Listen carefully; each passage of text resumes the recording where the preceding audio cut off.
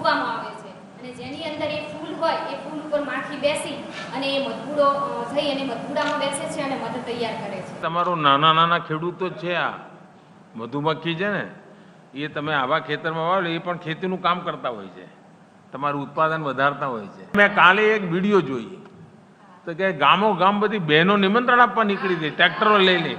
હા, તો આ તડકામાં બધાને લાવે છે, કોઈ માંદું પડશે તમારે માથે આવશો. મને પણ તમારા સહાયથી મને રાધણ ગેસ મળ્યો છે, એનાથી મને બહુ જ ફાયદો થયો. શું નામ આપનું? ડામોર કોકિલાબેન કાંતિભાઈ, અમીરગઢ તાલુકો કંસારા ગામ. પેલા અમારે ડુંગરમાં તમે શું ભણેલા છો બેન? 12 પાસ કરીને 1 વર્ષ મેં બીઆરએસ કોલેજ કરી દીધી. એમ? હા હા. પેલા અમારે શું હતું, ડુંગરમાં ભાખરા ચડી 2-3 કલાક કે રખડી સૂકું લાકડું વેણી ભારો બનાવી 3 કલાકે અમે ઘરે આવતા, ઘરે આવી પછી રાંધી અમારા